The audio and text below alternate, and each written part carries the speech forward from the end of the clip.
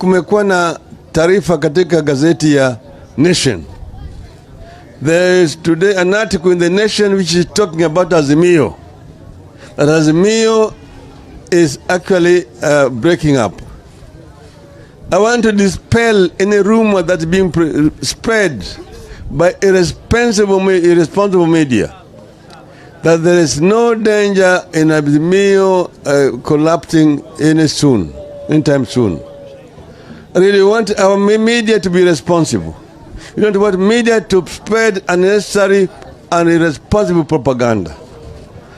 Nobody has left Azimio. Azimio has remained intact, except a few members of parliament who decided to take a walk. But the leadership of Azimio is intact. There is no dissension. There is no disagreement anywhere in Azimio. We actually are taken aback to see a banner headline in a very senior media in the country.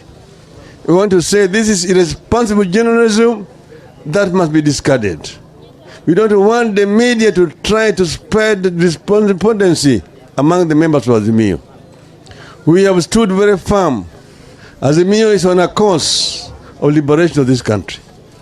Azimio, there may be sometimes disagreements of opinion on one issue or the other, but that itself does not mean in any way disintegration. So I want to inform all our members, wherever they are, across the country, Azimio iko imara.